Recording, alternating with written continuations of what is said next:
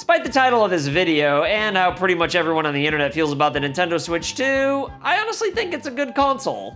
I mean, yeah, it was obviously priced way higher than it should have been, but I don't know, I like the controller, and I don't really care about specs, so the hardware is good enough for me.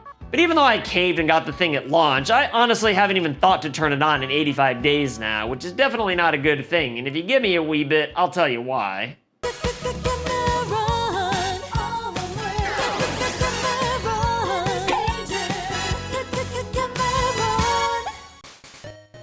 Alright, so if you've never played either Mario Galaxy game, then honestly, $70 is a fair price in and of itself, but when I say that this compilation's a scam, I say it out of principle more than anything else. Because you see, Nintendo already released Super Mario 3D All-Stars for the Switch in 2020, which had Mario 64, Sunshine, and Galaxy 1, but the weird thing to me is that they made a conscious decision to leave Mario Galaxy 2 off altogether. In all honesty though, $60 for 3 solid games was still a pretty decent deal though, especially with Mario Sunshine and 16:9. I know I shouldn't praise Nintendo for doing something so basic, but I don't know, these games are fun, so whatever. There's a lot worse things you could spend $60 on is all I'm saying. But the weirdest thing about 3D All-Stars is that it was a limited release that Nintendo just kinda treated like a special thing for what they claimed was Mario's 35th anniversary. But the reality is that it was actually just meant to just have something out in the early pandemic after game development was pretty much stopped dead in its tracks. So basically, I don't think Nintendo exactly intendoed to release this at all, and only did so kicking and screaming, hence why it was limited. But yeah, Mario Galaxy 2. Why'd they leave it out? Well, I don't know. I mean, I guess it made the compilation feel more solid somehow, or at least that's what people say anyway, but I still think it should have been included. Fast forward 5 years later, though, and we've got another 3D Mario compilation that costs $10 more and has 2 fewer games. Like, Nintendo could have just taken 3D All-Stars and added Galaxy 2, but instead they decided to just make a new compilation that costs more and has less. Like, I totally get that it would have been a little bit weird to re-release 3D All-Stars with one more game this time, because one, they did say that the original was limited, so it gotta be like a middle finger to everybody who bought it during that time period thinking it was special. Especially since the Galaxy 1 and 2 compilation are also a regular Switch 1 game. And two, it would have just begged the question, why was it limited in the first place? We all know Nintendo doesn't like anybody questioning their judgment. And speaking of questioning Nintendo though, it would have also felt like a mistake neglecting Galaxy 2 the way they did, which, again, it clearly was. While all of this would have been silly, the silliest option of all is actually the alternative option Nintendo chose. Taking 2 games away and adding 1, with Galaxy 1 being the common denominator here. What the above average sized Den really should have done, and it was obvious from the beginning, was just release 3D All-Stars with every past 3D Mario game and just leave it out permanently, at least on the eShop anyway. Like, I can understand leaving 3D World and Land off given that they're different kinds of 3D Mario games, but like Galaxy 2 being saved for years later just feels so lame to me. Especially if you're taking games away, and honestly, I can't imagine why anybody would want to buy this unless they've never played Galaxy 2.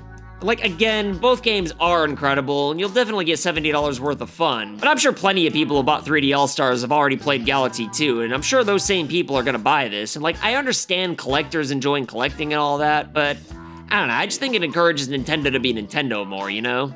I don't think that's a good thing, seeing as how Nintendo's literally more full of themselves now than ever before. And look, I know it sounds like I'm making too big of a deal out of Mario Galaxies 1 and 2, and like, these games by themselves as a compilation, it's really not that big of a deal. If you don't like it, just don't buy it and let others enjoy it, I get that. But given how stingy Nintendo's been getting lately, I think it's important that we all stop buying literally everything Nintendo puts out. And like, yeah, obviously I did buy a Switch 2 at launch. That's right, I didn't stand up to the $500 price tag, but I don't think we need to boycott Nintendo outright altogether to get them to straighten up and fly right. All I'm saying is that I think it'd help the consumer out a lot if everybody stopped buying literally anything and everything, because right now Nintendo's expecting us to and trying to take advantage of that fact. That's why we're seeing $80 games, $50 amiibos, region locking, $100 Virtual Boy peripheral, and all kinds of other shenanigans I'm sure I forgot about. So if you're gonna complain about Nintendo being greedy, then the less you buy, the better. And obviously I bought the Switch too, so I get it. I'm not judging you if you bought one too. We all want to play the next big Mario and Zelda games, but even so, you can still make a difference if you skip some of the stuff you really don't need.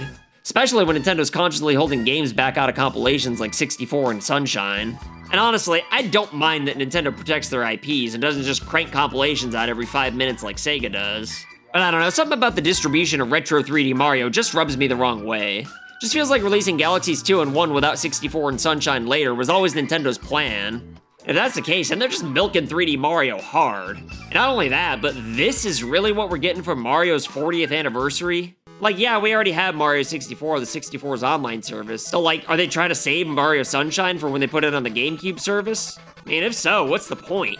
To make it feel special for like a day before we all move on? And since Mario 64 is on the online service anyway, you could argue that it's even less of a reason for me to make a big deal out of it, but I'd argue the opposite.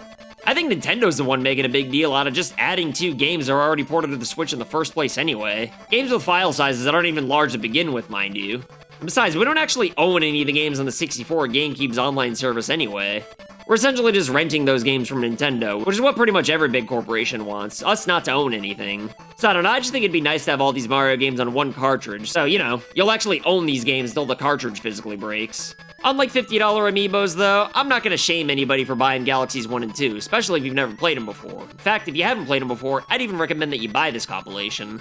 All I'm saying is that you should just keep in mind that the more you buy, the less of a right you have to complain about Nintendo getting cocky and taking advantage of its fan base with greed. And hey, if you don't want to complain, then have at it, buy whatever you want, because I really don't care, except for the $50 amiibos, you're an idiot if you buy those. And yeah, no, seriously, other than that, keep buying whatever you want, even if it means that Nintendo's games are gonna be like $500 someday. I mean, it's not like I'm ever gonna finish my backlog as it is, even if nobody ever makes another video game again. So if Nintendo keeps breaking records and charging prices so high that I'm never gonna buy another game from them again, I'll be alright.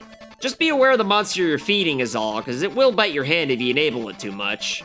But anyway, if you got a kick out of my incoherent rambling, you should check out the video I made on the history of Zelda fans being fickle, but you'll excuse me though, I gotta go water my snake, and that's not an innuendo, I gotta go water my snake. Later.